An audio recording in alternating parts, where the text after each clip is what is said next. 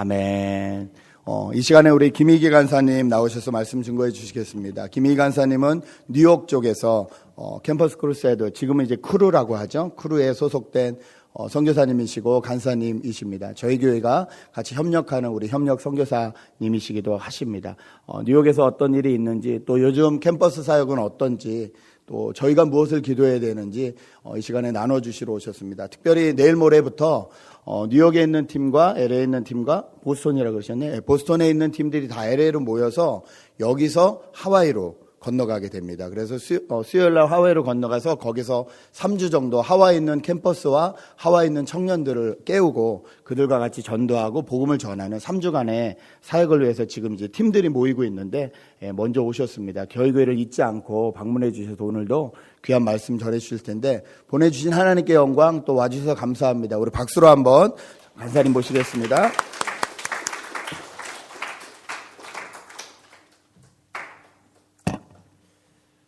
안녕하세요. 네. 매번 이렇게 딱 두 번째 쓰는 것 같은데요. 이렇게 젊은 신부들 이쪽에 있고, 이렇게 중간 부분이 있고, 이렇게 있어가지고 이게 이마거드의 컬처인가 제가 지금 파악하고 있는 중입니다. 네. 네. 그래서 아마 젊은 신부들이 있고 이렇게 같이 있는 것 같아요. 네. 제가 두 번째, 세 번째 온 거야. 작년에 여름 때 이제 선교팀들 데리고 와서 여기 교회에서 같이 예배 드리고 전도하고 그렇게 왔었죠. 그리고 나서 다시 1년이 지나서 또 여름이 왔으니까 선교를 가기 위해서 아까 말씀하신 것처럼 하와이 가기 전에 학생들 같이 훈련받기 위해서 잠시 들렸다가 또 목사님께서 귀한 또 시간을 내주셔서 너무나 감사드리고요. 저희 가족입니다. 제가 장 목사님보다 살짝 낫습니다. 어떤 면에서 낫냐면은 저는 아이들로부터 텍스트 메시지를 받았습니다. 파더스데이라고. 응보다는 약간 나은 것 같습니다. 네. 그래서 근데 아이들이 행복해하더라고요. 아빠가 집에 없으니까 자기 할 일이 좀 줄어들어서 그런지 그냥 아침부터 텍스트를 보내가지고 했습니다. 그래서 다시 한번 초대해 주셔서 감사드리고 기도드리고 기도 함께 하시고 말씀 함께 나누도록 하겠습니다. 사랑해 주님 아버지 감사드립니다. 귀한 정말 하나님 말씀 가운데 허락하신 이 기회 위에 주님 함께 사역에 대하여 나누고 이를 통해서 다음 세대를 생각하게 하심을 다시 한번 감사드립니다. 저희가 나누는 이 말씀이 단순히 말씀에 그치는 것이 아니라 우리 삶 가운데서 다시 한번 그들을 생각하게 하시고 젊은 세대를 마음에 품고 나가는 교회가 될 수 있게끔 함께하여 주시옵소서. 다시 한번 귀한 시간 허락하시고 성령께서 이끌어 주시면 감사드리며 예수 그리스도 이름으로 기도드렸습니다. 아멘. 저희 가족이고요. 되나요? 예, 됐습니다. 네. 자, 여기 사진을 보면은요, 물에 빠져서 허우적대는 사람들이 있어요. 네. 저는 개인적으로 수영을 치지 못합니다. 수영을 잘 치시는 분들이, LA 분들이 수영을 잘 치시죠? 수영장이 다 있으시니까. 저 뉴욕에 가보니까 뉴욕 분들은 수영장이 없어서 수영을 못 쳐요. 네. 그래서 좀 더 나을 거라 생각하는데요. 제가 이 사진을 왜 선택을 했냐면은, 여러분들의 자녀 아니면은 지금 여기 젊은 청년들, 우리 학생들, 그다음에 어린 아이를 가진 부모님들이 내가 만일에 대학교에 학생들이 갔을 때의 느낌을 좀 표현을 하고 싶었어요. 그래서 지금 우리 자녀들이 대학교에 있는 학생들이 물에 빠져서 위에서 이렇게 살려달라고 하는 그런 모습이 아닐까라는 생각을 하고 있어요.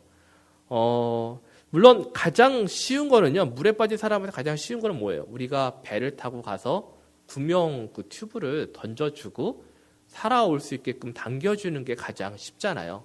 그게 정답이고. 근데 만일에 이렇게 허우적대는 사람한테 한 가지 책, 만일에 수영하는 방법을 잘 배워서 살아남는 방법의 책을 그냥 던져주고 네가 알아서 살아나와라 하거나, 아니면은 뭐예요? 멀리서 사람들한테 그 사람이 막 빠져들어가는 사람이 살아나갈 수 있게끔, 자, 왼팔을 쥐어, 오른팔을 쥐어, 발을 허우적대봐, 앞으로 나와봐라고 해서 살아나갈 수 있게끔 밖에서만 이렇게 외친다면은 그건 큰 도움이 되지는 않을 거라고 생각을 해요. 어떻게 보면 다소 좀 황당하고 그냥 웃기자고 한 소리다라고 그렇게 생각을 할 수 있겠지만은 이게 바로 우리 젊은이들이 느끼는 그런 마음이에요. 아마 저도 아이를 가진 부모 세대고, 그리고 저도 어쩌면은 우리 아이들한테 성경책만 쫙 던져주고, 야, 이 안에 하나님 말씀이 다 있어. 이거 읽고 공부하고 묵상하면은 다 잘 될 거야. 그리고 또 저희가 부모님들이 가장 잘 하는 거, 아침에 큐티책 던져주고 큐티했니? 체크는 한 번도 안 하면서 어떻게 말을 들어보면은 내가 어쩌면은 정말 죽어가는 아이들한테 책만 던져주고 혼자서 열심히 잘 살아가는 방법을 헤쳐나와봐라고 지금 말하고 있는 느낌이 든 것 같아요.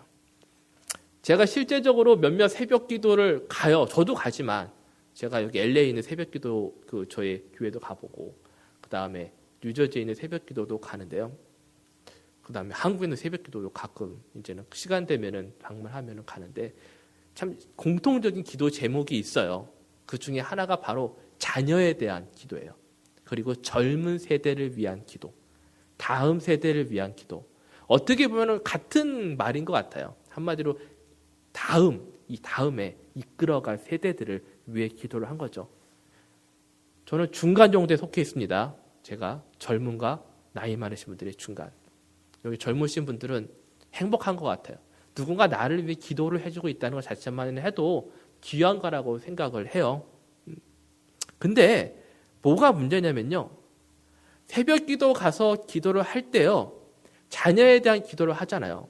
그럼 많은 분들이 주여 주여 하면서 외치면서 기도를 해요.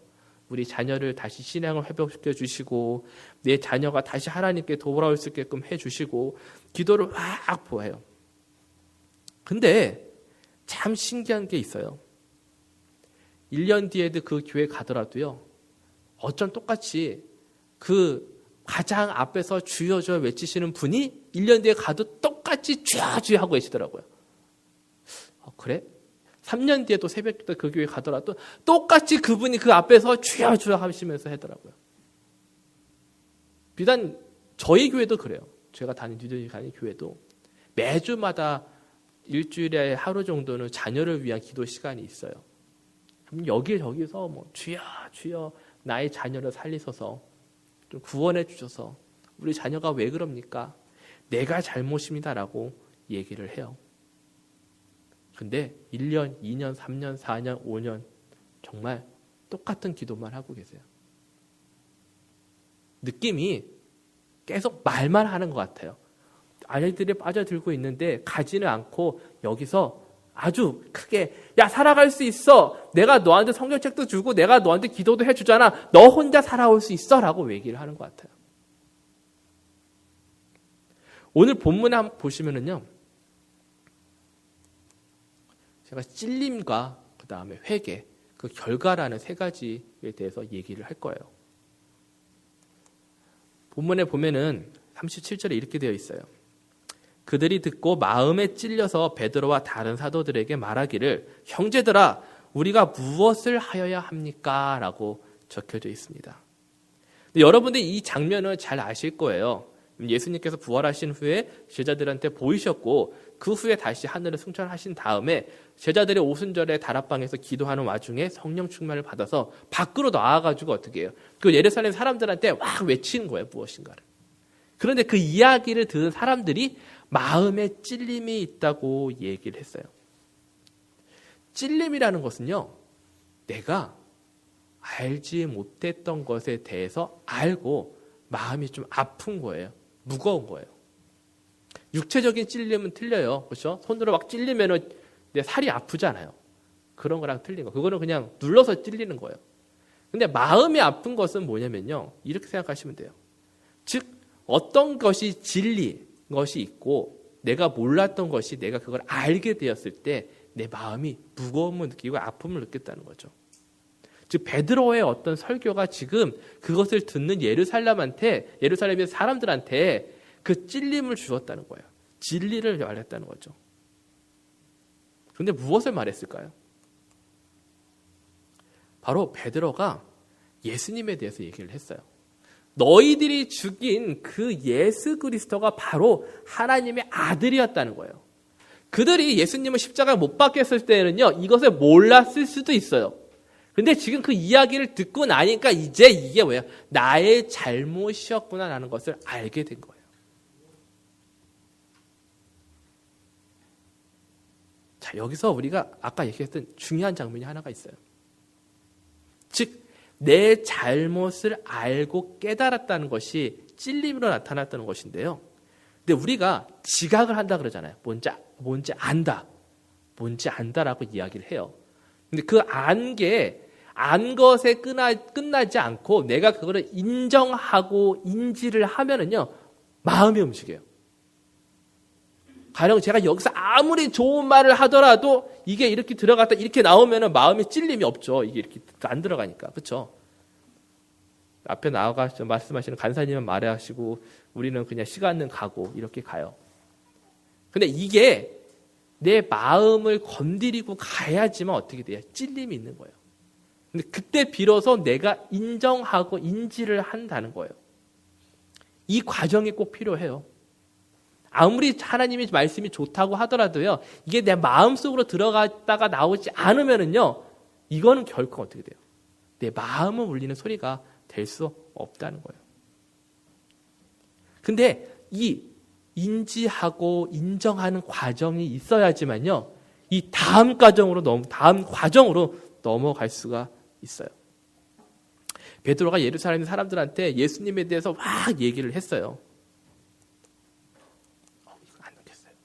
막 그리고 뭐라고 해요? 내 말을 기울이라고 하면서 예수님에 대해서 말을 막 했어요. 제가 그곳에 몇 명이 있었는지는 몰라요. 뭐 수천 명, 수만 명이 있는지 모르겠지만은 많은 학사람들이 그것을 듣고서 다시 회개를 하는 역사가 일어났죠. 제가 지금 여러분들한테 똑같이 한번 우리 대학생들, 우리 젊은이들의 마음을 한번 얘기를 하려고 해요. 네, 어떤 분들은 이렇게 갈 수도 있고요. 어떤 분들은 이렇게 갈 수도 있고, 또 우리 젊은 친구들은 이게 내 말이야 라고 들을 수도 있을 것 같아요. 또 아이가 계신 분들은 이거 약간 나한테 먼 얘기 같다라고 들을 수도 있을 것 같아요. 근데 좀 같이 생각해보는 시간이 되었으면 좋을 것 같아요. 여러분들의 자녀들이 이제는 대학교를 가잖아요. 옛날에는 어떻게 돼요? 고등학교까지 딱 마치면은 모든 부모님들이 나는 내가 할 일을 끝났다. 그리고 마지막은 대학교는 너가 열심히 공부해서 가는 거고, 대학교 가서는 어떻게 돼? 네가 이제 알아서 해라. 라는 그런 거였어요. 그리고 이제는 고등학교가 끝난과 동시에 대학교라는 것을 선택할 수 있었어요. 내가 공부를 좀 더 할까? 좋은 직장을 가질까? 옛날엔 그랬어요. 그러기 위해 대학교를 가는 거였어요. 근데 요즘은 어떻게 돼요? 대학교라는 것 자체가 그냥 고등학교 끝나면 당연히 가는 거예요. 오히려 어떻게 해요? 나는 대학교를 가기 싫어하고 나가는 아이들이 이상해지죠. 근데 고등학교와 같이 대학교가 교육의 연장도 되지만은 사회로 나가는 다리 역할이 된다는 것을 우리가 알아야 될 것 같아요. 그래서 공부만 하는 게 아니에요. 공부 열심히 해야겠죠. 저는 공부 안 했어요. 죄송하지만. 네, 공부 열심히 해야겠죠. 근데 공부가 아닌 다른 것이 우리 아이들이 다니는, 우리 젊은이들이 다니는 대학교 캠퍼스에 있다는 거예요. 제가 좀 심각한 얘기를 할게요. 네. 그래서 이 이야기는 제가 한 얘기가 아니라 어떤 목사님이 저한테 해주신 이야기예요. 그렇기 때문에 좀 더 사실이겠죠. 네. 한 학생이 있어요. 캘리포니아에서 있는 학생이에요. 캘리포니아 학생이 이제는 크리스찬 가정에 아주 잘 태어났어요. 우리 젊으신 분들 중에 크리스찬 가정에 태어나신 분 있으세요? 네. 없으세요? 나중에 예수님, 오케이. 확실히 들으세요. 네. 부끄러워하는지 모르겠어요. 교회 안에서 크리스찬 가정에 태어나신 분 이렇게 하면은 교회 아니니까. 저는 크리스찬 가정이 아닌데 이 학생은 크리스찬 가정에 태어났어요. 태어나가지고 공부를 엄마가 열심히 가르쳤어요. 정말 어디를 목적으로? 모든 부모들이 가고 싶은 대학교, 꿈의 대학교. 네, 정확히 말하지는 않지만 아이비 대학교라 그럴게요. H자가 들어간 대학교예요. H자가 버스턴에 있는 대학교에 가기를 원했어요. 엄마가 교회 생활 열심히 하면서 잘 키워서 이제 드디어 꿈에 그리던 그 대학교를 가게 되었어요. 부모님들이 너무 신난 거예요. 자랑하고 싶고 우리 아이가 이제는 대학교에 갔다라고 성취감을 만끽을 하신 거예요. 그게 어떻게 돼요? 학교가 딱 발표가 끝나고 여름 때 아이를 차를 태워서 그쵸? 여기서부터 거기까지 여행을 하면서 기숙사 들어가는 걸 봐야겠다고 짐을 바리바리 싸들고 우리 아들 힘들다고 그렇게 차를 끌고 가셨어요. 딱 기숙사에다가 이제는 네가 다니는 학교다라고 하면서 파티 이렇게 엄마 아빠가 너무 환영을 받고 이제 엄마는 어떻게 돼? 다시 또 집으로 가고 아이만 그렇게 남겨뒀죠. 그래서 한 학기가 딱 끝났어요. 8월 말부터 시작해서 이제 12월까지 한 학기가 딱 끝났어요. 아이가 엄마 전화가 와요. 이번 크리스마스 때 집에 갈게요라고 했어요. 엄마들 신나죠. 또 야 우리 귀한 아들이 집에 오는구나. 또 뭐 해야 돼요? 음식 해야죠. 그렇죠? 크리스마스 음식하고 뭐 하고 막 하는 거예요. 아이가 와가지고 너무 행복했다고 막 그냥 고생했다고 그러는데 이 아이가 엄마한테 딱 던지는 말이 있어요. 엄마 나 학교 그만둘래요. 아이가 죽으려고 진짜 죽으려고 엄마한테 그 얘기를 한 거죠. 엄마의 꿈이 갑자기 확 무너져요. 확 무너져요. 엄마 걱정을 하기 시작하는 거예요.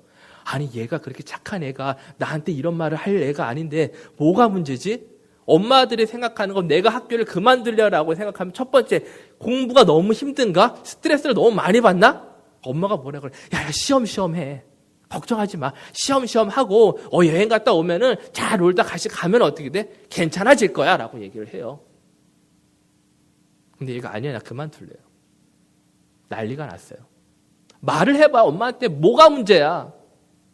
아이가 말을 할까요 안 할까요? 절대 안 합니다. 절대 안 합니다. 말하자마자 죽으니까. 절대 안 합니다. 엄마 걱정하는 마음도 있고요. 미안한 마음도 있고 마음이 두려운 거예요. 엄마랑 시어를 못해요.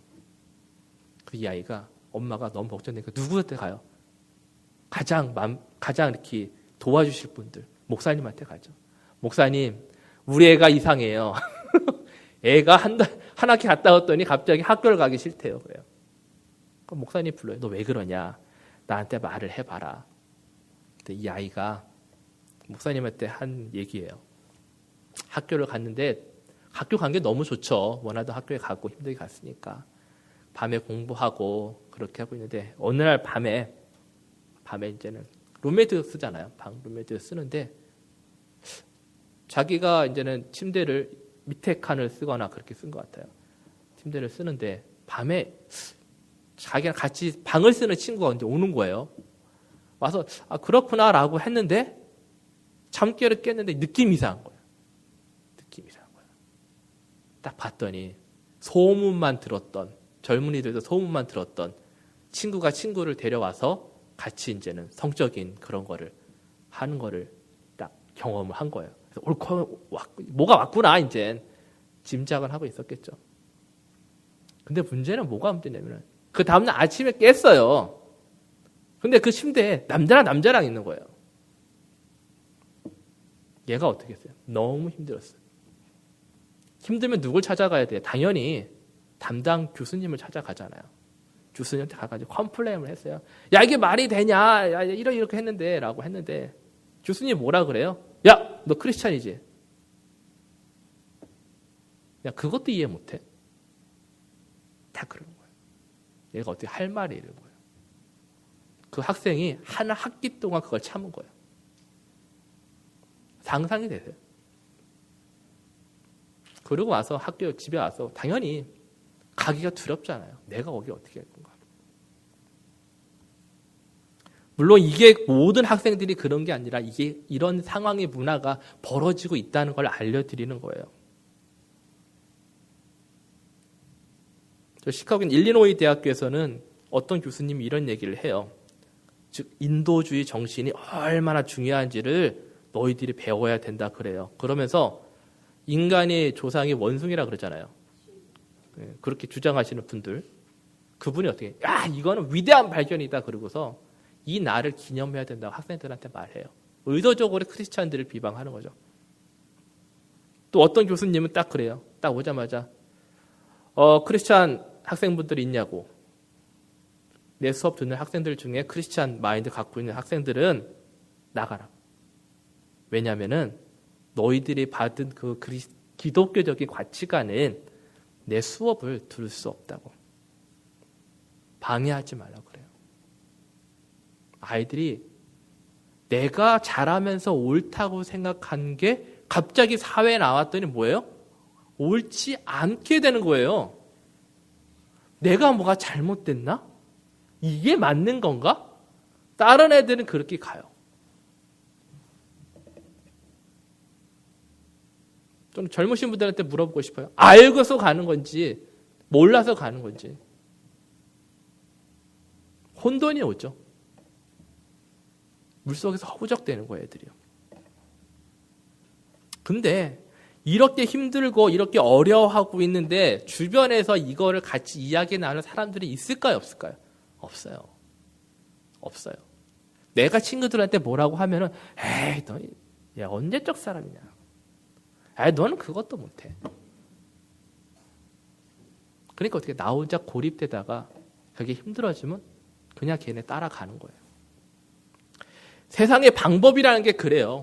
세상은요, 학생들한테요, 자신의 그 세상에 살아가는 방법을 하나님 방법대로 가르쳐 주지는 않아요. 세상의 방법대로 가르쳐 주죠. 근데 그게 옳은 줄 알아요. 그렇게 하면은 성공할 것 같고, 그렇게 하면 돈 많이 벌 것 같고, 그렇게 하면은 내가 우뚝 설 수 있을 것 같아요. 저도 그렇게 살아왔고, 대학교 때. 이곳에 계신 여러분들도 어쩌면은 그런 마음으로 살아오셨고, 가르침을 받았다고 생각을 해요. 학생들의 마음이 약간 허전하잖아요. 세상적인 것은 내 마음속에 모든 걸 다 넣는다고 해도 채워질 수가 없어요. 공허한 마음이 들잖아요. 그럼 가는 게 어디예요? 세상적인 즐거움을 갖고 내 마음을 찾으려고 해요. 여러분들이 알고 있는, 우리가 알고 있는 술 먹으러 가는 거, 담배 피는 거, 그래 이 정도까지 봐주자. 마약하는 거, 그렇죠? 여자친구 사귀는 거, 여러 가지 것들 그래요. 제가 오기 전에 지난주에 저랑 같이 얘기 나누시는 모 성도님께서 저한테 결단의 메시지를 보내셨어요. 우리 아들이 마약을 하는데 내가 그동안 보고 있다가 이젠 도저히 안 되겠어 집에서 쫓겨냈대요. 핸드폰 끊고 뭐 다 끊고 인슈런스 끊고 다 끊었대요. 집 밖으로 내쫓았대요. 아이들이 그렇게 자라나고 있어요.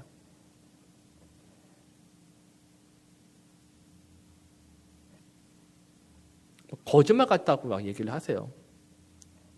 근데 매년 술과 마약으로요 60만 명이 다치고 9만 7천 명이 성폭행 당하고 한 1,800명이 매년 죽어가고 있대요. 통계상으로 대학생들. 그다음에 한 6% 정도가 자살 충동. 제가 콜롬비아 대학교 성기잖아요. 공부만 해요. 걔네들은요. 아침 8시 시작해서 밤에 막 잠잘 때까지 공부만 해요. 새벽 2시까지 공부했다가 잠자러 들어갔다가 6시에 일어나서 또 나오고 그런 애들이에요. 자살률이 상당히 높습니다. 1위예요. 학교에서 극단의 조치를 내려요. 보통 과목을 8개 과목을 듣는다고 하면은 학생들이 더 들으려고 해요. 빨리 끝내고 공부 열심히 해서 하려고 하는데 학교에서 어떻게 돼요? 더 이상 듣지 말라고. 5개만 들으라 그래요. 왜냐? 애들이 죽으니까. 공부하다 스트레스 받고 자살하고 하니까. 기숙사에서 떨어져 죽어요, 그냥. 극단의 조치를 내려는 거예요. 교수가 사인을 안 해줘요. 24개? 안 돼. 5개만 들어. 한 달에 한 번씩 막 솜사탕 만들어주고 뭐 점프하는 거 하고 대학생들이 그런 거 왜 해요? 막 물놀이 하고 그래요. 왜 그래요? 스트레스 받으니까 자살할까 봐. 매달마다 한 번씩 해요. 그렇게 아이들을 세상에서 우리가 방치 아닌 방치를 하고 있어요. 근데 그곳이 바로 대학교라는 거예요. 근데 그게 우리 아이들, 우리 젊은 친구들은 그게 맞다고 생각하고 그걸 따라가요. 그럼 생각을, 그럼 걔네들은 뭐 예수님 안 믿는 학생들일 수도 있잖아요. 우리 아이는 신앙 잘 성장했어요. 잘 키웠는데 괜찮아요. 대학교 가서 잘 가요. 대학교 갔어요. 엄마가 전화를 걸죠. 잘 지내니? 밥 잘 먹니? 그 다음에 뭐예요? 공부 잘하니? 그 다음에 뭐예요? 교회는 가니? 그러죠. 애들은 뭐라 그래요? 가요. 그래요. 믿어야 될까요? 믿어야 될까요? 자매님? 웃잖아요. 아니라는 뜻이에요. 믿지 말라는 뜻이에요. 믿지 말으셔야 돼요.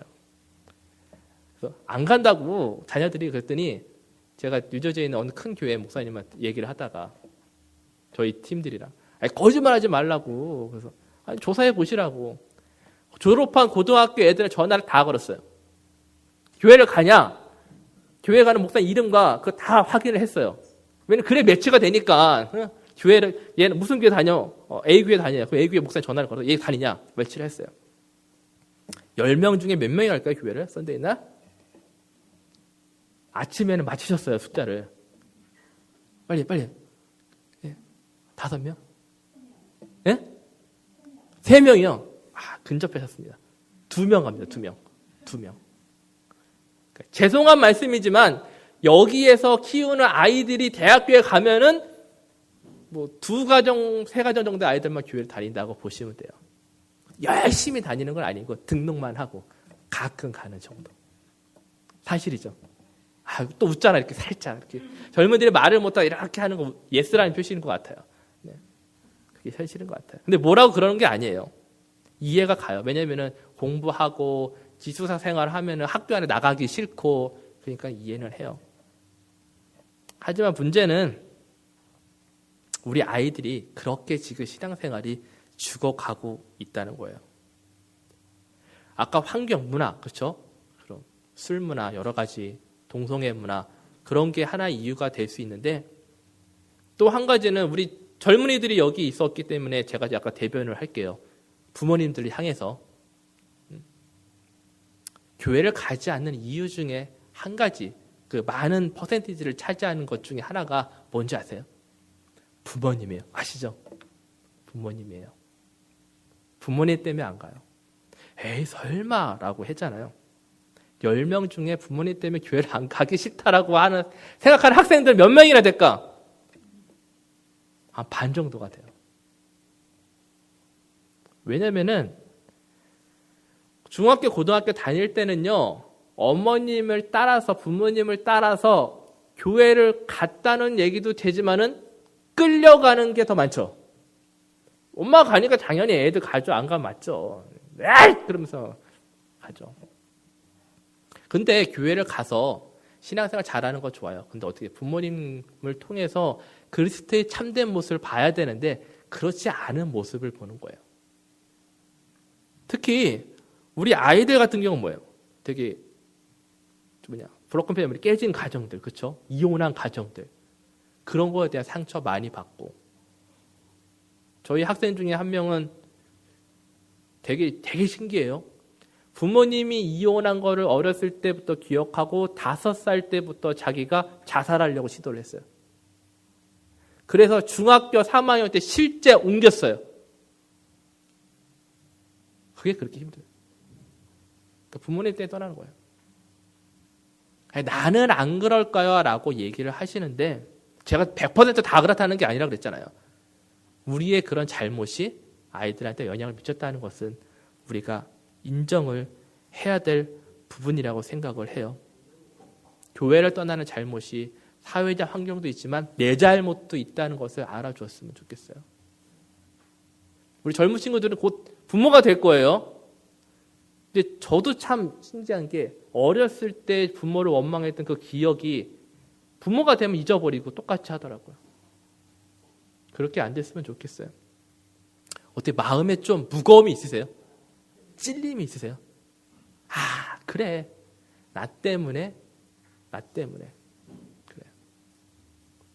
여러분들 찔림이 있다는 것은 그게 진실이었다는 걸 아시는 거예요. 이 마음속에 들어왔다는 거예요. 근데요, 제가 얘기하고 싶은 게 이제는 회개에 대해서 얘기를 해드릴게요. 베드로가 예수님에 대해서 얘기를 막 했어요. 그래서 사람들이 그 예수님을 죽인 사람이 바로 너희들이야 라고 얘기를 하고 그 찔림을 받았어요.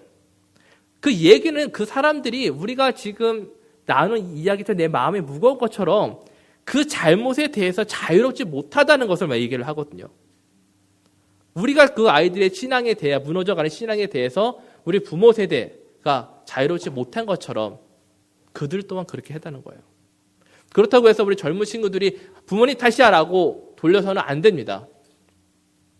왜냐하면 내가 지킬 수 있다는 걸 아까 제가 말씀하셨죠. 노라고 할 수 있다는 걸 노라고 하지 못했던 것 또한 우리의 실수라는 것도 얘기를 해야 돼요. 근데 우리가 신앙의 선배인 건 맞잖아요. 이곳에 계신 청년부들, 어르신들, 저를 포함해서 진리 하나는 내가 그들보다 먼저 예수님을 믿었다는 거예요. 그리고 내가 그 다음 세대를 위해서 향하는 의무감이 존재를 한다는 거예요. 우리 어른들이요, 마음에 찔림이 있을 때 가장 잘 하는 게 뭔지 아십니까? 바로 새벽 기도에 가죠. 기도를 하잖아요. 주여 주여 외치잖아요. 그렇죠? 주여 주여 외쳐요. 근데 참 신기한 게 뭐냐면요, 우리가 이 찔림을 가지고 주여 주여 외치고 하는 거는 좋아요. 예? 다음 세대를 위해 기도하고 다음 세대를 걱정하고 우리 아이들의 신앙을 위해서 기도하는 것은 좋은 거예요. 왜냐하면 내가 그만큼 진리에 대한 깨달음을 지금 얻은 거니까, 인지하고 내 마음이 알았다는 것을 알 수 있으니까요. 근데 중요한 건 뭐냐면요, 이러한 과정 가운데 질문이 있어야 된다는 거예요. 질문이 있어야 되는 거예요. 베드로가 사람들한테 얘기를 했을 때요, 그 사람들이 뭐라고 했냐면요, 우리가 무엇을 해야 합니까? 라고 얘기를 하고 있어요. 내가 찔림이 있고 그 찔림을 인식한 다음에 내가 그러면 무엇을 해야 됩니까? 로 넘어가는 건요, 엄청난 변화입니다.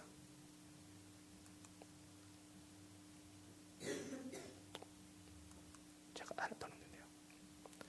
아무리 진실된 얘기를 내가 듣더라도요, 내가 그걸 받아들이지 않고 다음 행동으로 넘어가지 않는다면요, 이건 결코 진실된 회개라고 할 수가 없어요. 그러니까 어떻게 해요? 매일 교회 가서 기도를 하실 때 똑같은 기도를 계속 하시는 거예요. 그리고서 한 번도 내 스스로가 그러면 하나님, 내가 내 자녀를 위해 무엇을 해야 합니까? 그러면 하나님, 내가 여기서 무엇을 해야 합니까? 라고 말하지 않는다는 거예요.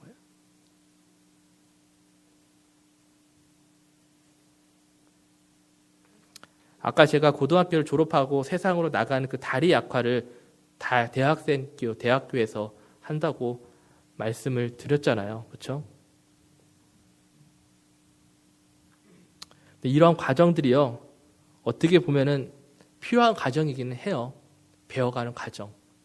근데요, 참 신기한 게 뭔지 아세요? 이러한 아픈 과정을 다 겪었어요.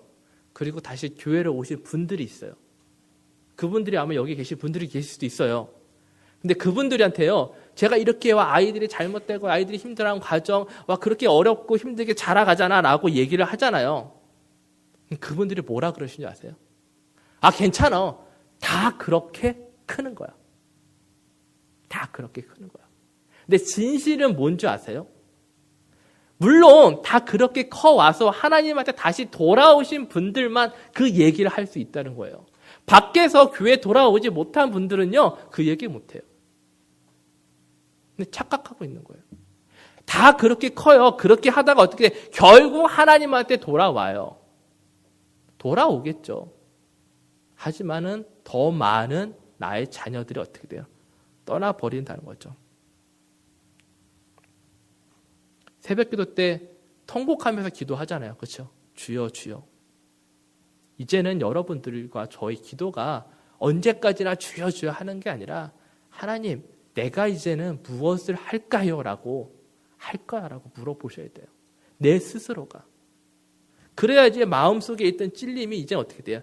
내가 진정한 회개를 통해서 행동으로 나타나게 되는 거죠. 자녀들이 4년 동안 가요.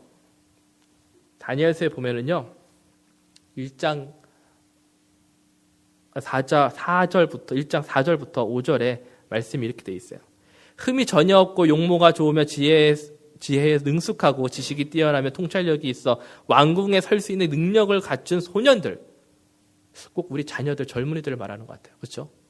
그 사람들을 데리고 와서 그들에게 갈대아인의 학문과 언어를 가르쳐라.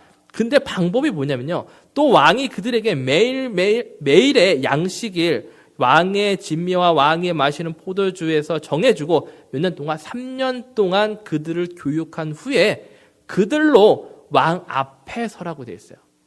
쉽게 얘기하면은 예루살렘에서 자란 하나님의 자녀들이 어떻게 돼요? 갑자기 느부갓살 왕이 친구를 잡아다가 3년 동안 먹이고 했더니 3년 뒤에는 하나님이 아닌 누구를 위해 이래요? 이방 종교신을 모시는 느부갓네살 왕을 위해서 일을 한다는 거예요. 3년이라는 숫자. 대학교 4년이죠. 여러분들이 자녀들, 우리 청년들 잘 들으셨으면 좋겠어요. 4년 동안에 그런 걸 배워요. 세상의 것들, 세상의 학문들 이런 것들을 다 배우고 나가요. 근데 그 배우는 게 동성애 같은 거 여러 가지를 다 배우잖아요. 그러면서 어떻게 돼요? 내 머릿속에 있던 나의 어떻게 보면 정체성이 확립이 확 돼요. 동성애가 나쁠까요? 좋을까요? 라고 우리 학생들한테 질문하는 것 자체가 요즘엔 이상해요. 왜냐면은 대학교에 올라왔을 때부터 동성애에 대해서 인정을 하고 올라와요. 이게 좋냐 안 좋냐 라고 말할 수가 없어요. 왜냐면 내 친구가 동성애인데 내 친구를 배반할 수 없잖아요. 그것보다 더한 것이 이제 대학교 생활에 시작을 되고 있는 거죠. 우리 학생들이 학교에 와가지고요, 아침 기도, 저희 그 모임에 아침 기도 시간이 있는데, 아침 기도 시간에 애들을 불러드리는 게 너무 힘들어요. 정말 힘들어요. 공부하기 힘드니까. 근데 우리 학생들이 아침 기도는 못 가더라도 딱 한 군데 잘 가는 데가 있어요. 아침 요가 수업. 요가가 대단합니다. 네. 아침에 이제는 모 대학교에 아침에 요가 수업을 딱 아침에, 그러니까 이게 수업이라는 게 아니라 그냥 와가지고 그냥 요가를 하는 거예요. 사람들끼리 다 이렇게 요가 매트 들고서요 엄청 모입니다. 한 수십 명 모일 거예요. 클래스도 뭐 매 시간마다 있어요. 근데 중요한 요가를 통해서 몸을 스트레칭하고 이런 거는 좋다고 해요. 근데 그곳에 나쁜 목적이 있어요. 시작할 때 그 명상한다는 향 피워놓고, 그 다음에 그들이 읊는 경정소리 같은 걸 해놓고 애들한테 그걸 틀어줘요. 그럼 분위기가 와 정말 내가 인도에 있는 것처럼 느껴져요. 뭐 땡 하면서 해봤냐고요? 구경만 했어요. 그냥 제가 하면 욕먹을까봐. 냄새도 향기가 쫙 퍼지고 애들 요가면 딱 틀어놓고 이러고 있어요. 뭘 배우는 거예요? 그렇게 3년 동안 하잖아요. 그러면은 얘네들이 종교가 나의 생활 속으로 쑥 들어와요. 이상하지질 않는 거예요. 제가 전에 NIU 학교도 섬겼거든요. 옛날에는 그 중동 지방에 계신 분들이 히잡을 쓰잖아요. 이렇게. 요즘에는요, 백인 사람들이, 학생들이 히잡을 써요. 이상하지 않아요. 그걸 보고, 야, 네가 뭐 이걸 왜 쓰냐? 이제 벌써 그 세대는 지나갔어요. 그 세대는 지나갔어요. 점점점 이게 유주되고 있어요. 그러니까 보편화되고 있어요. 백인이 히잡을 쓴다? 그래. 근데 왜 그들이 우리 학생들, 내 자녀들 그렇게 막 잡아먹으려고 막 안달이 날까? 왜냐면요, 졸업 후에 나를 위해서, 자기네 종교를 위해서 어떻게 돼? 너희들이 가서 활동하라 이거예요. 근데 그냥 그럼 걔네 종교의 선지자가 되는, 걔네 종교의 이렇게 뭐랄까 선교사가 되는 거예요. 그런 게 아니에요. 대학교 졸업한과 동시에 우리 아이들이 어딜 가냐면요, 여기는 헐리우드 가잖아요. 헐리우드 가서 영화 만들고 시나리오 쓰고 그런 거 해요. 우리 맨하탄의 애들은 월스트리트 가면은 연봉 30만 불, 40만 불, 꿈에 그런 걸 해요. 저 이번에 콜롬비아 졸업한 애들도 월스트리트 가는 애들이 있어요. 그 다음에 저희 잔재 학교 애들은 법률학 하는 애들이니까 경찰, 군인, CSI, FBI 그런 애들 돼요. 유엔에 가서 일하고. 우리 젊은이들이 일하는 곳이요, 정말 강력한 힘을 가진 곳이에요. 근데 그곳에서 하나님을 위해 일을 할 거냐, 아니면은 다른 누군가 세상의 이방 사람의 꿈을 갖고 일을 할 거냐는요, 정말 다른 거예요. 아무리 내가 잘 키워놨어도 대학교 때 어떻게 변화돼서 나가느냐가 중요한 거예요. 그럼 우리가 어떻게 되겠어요? 그 세대들에게 더욱더 복음을 전해야 돼요. 더욱더 복음을 전해서 교회 나올 수 있게끔 하고, 너희들이 따라가는 것이 세상에서 가리키는 것들이 옳지 않다고 얘기를 해줘야 돼요. 근데 솔직히 저와 여러분들은 부모된 입장으로서 안 그랬잖아요. 보내면 오케이. 보내면 오케이. 그걸로 끝났잖아요. 베드로가요, 회개하라고 얘기를 해요.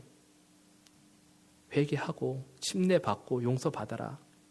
그러면 성령을 받을 것이라고 얘기를 해요. 근데 39절에 이 약속은 여러분과 여러분의 누구? 자녀와 또 멀리 떨어져 있는 모든 사람이라 그래요.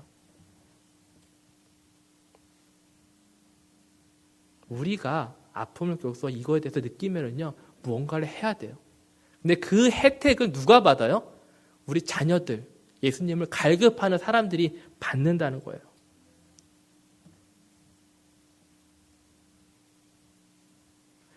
사람들이 이제는 베드로의 말을 듣고 회개를 하고 내가 침례를 받겠습니다. 그렇게 얘기를 해요. 그리고 그들이 무슨 일을 했어요? 모이고 빵을 떼어서 기도를 했다고 얘기를 해요. 근데 여기서 놀라운 게 뭔지 아세요? 와, 우리 교회 사람들은 같이 모여가지고 같이 이야기하고 같이 교제하면서 기도하고 열심히 이를 위해 한마음이 한뜻을 하기로 막 그래요. 근데 신기한 게 뭔지 아세요? 이러한 여러분들의 기도들이 어디서 나타나냐면 성경에 보면 사도들이 나타난다고 했어요. 즉 그때 사도들은 선교사들이었어요. 가서 복음을 전하는 사람들이었어요. 즉 선교지에서 이런 일들이 나타난다는 거예요. 근데 우리가 말하는 선교지, 특별히 제가 말하는 대학생 선교지에 누구예요? 여러분들의 자녀가 있는 거예요. 내 기도가 함께 모여서 하는 교회 모임이, 한마음이 된 모임이, 열매가 그곳에서 이루어져서 내 자녀한테 간다는 거예요.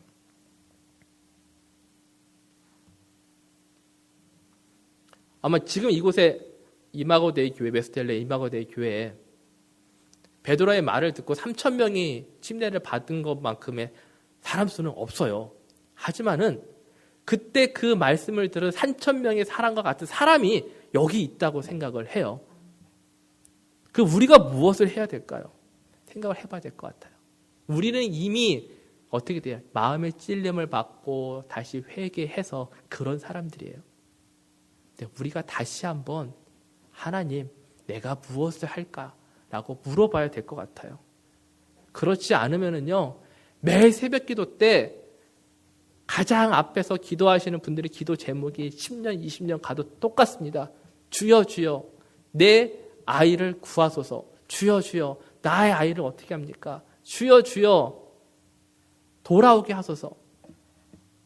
그렇게만 기도해요. 마음의 찔림의 기도만. 이제는 우리가 하나님, 내가 무엇을 할까요? 내 자녀들을 위해서라고 기도해야 될 때라고 생각합니다. 제가 아침에 같이 말씀 나누고서 중보기도 시간이 있다고 들었어요. 힘들잖아요. 중보기 시간 나와서 하는 거. 하지만은 나와서 같이 기도해야 돼요. 왜냐? 그것이 바로 열매가 일어나요. 제가 잔제이스쿨 작년에 처음 시작했을 때 테이블에 남학생 2명 데리고 시작을 했어요. 저랑 와이프 간 사람 학생 2명. 막막해요. 어떻게 해야 되지? 근데 여러분들이 기도해 주시니까 지금 25명 됐어요.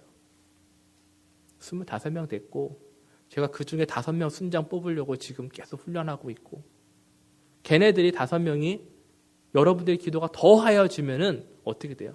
50명이 되고 100명이 되는 거예요. 단순히 그 학생들만이 그런 게 아니에요.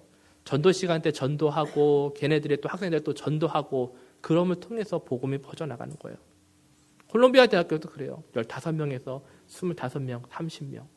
그렇게 늘어나가고 있는 거죠. 근데 그게요, 제가 가가지고, 저 영어 못하잖아요. 저 콩글리시잖아요. 우리 학생들이 왓! 그런다고요. 제가 뭐 기술이 좋아가지고 그렇게 하는 게 아니에요. 왜냐하면 여러분들이 중보기도 통해서 모여서 기도해주고 같이 일을 위해서, 그래, 맞아, 우리 애들을 위해서, 우리 젊은이들을 위해서 노력하고 함께 해야지. 그렇게 하니까 그게 어떻게 돼요? 그곳에 나타나는 거예요.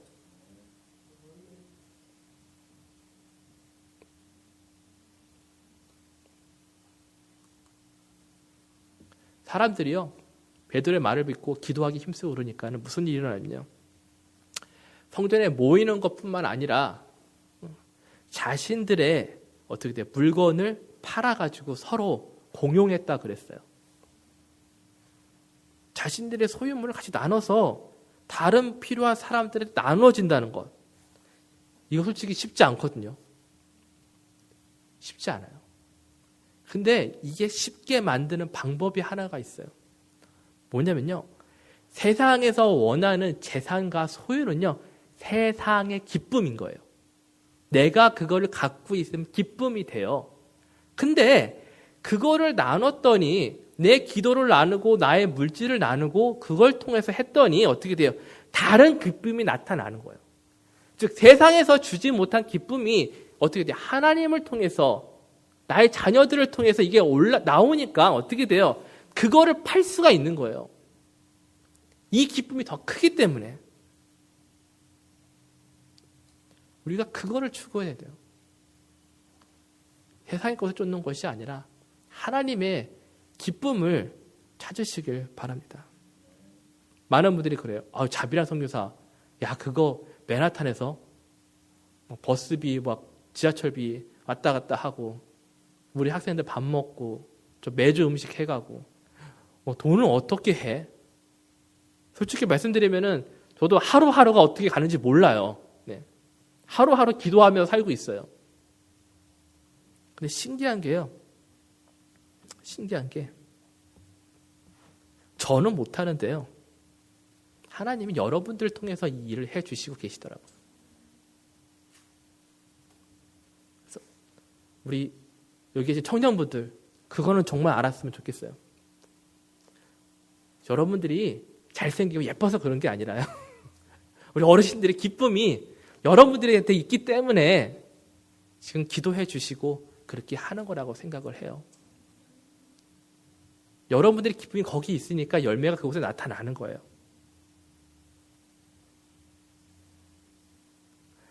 그러한 것들, 이렇게 우리 안에서 기도하고 모임을 하고 나누는 것들이요, 막 잘 되니까요, 이게 우리가 우리의 노력대로 된다고 생각을 할 수 있는데 47절에 보니까 이렇게 되어 있더라고요.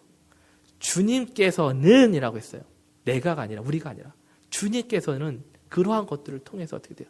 구원받는 사람을 날마다 더하여 주셨다고 되어 있어요. 하나님께서 우리를 보시고 여러분들이 자녀가 있는 그 다음 세대를 어떻게 돼요? 구원하신다는 거예요.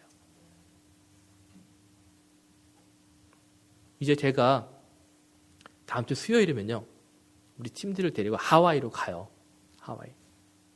하와이가 되게 좋은 동네라고 생각하는데 거기 있는 친구들은 하와이는 다른 나라예요. 미국이라고 생각을 안 해요.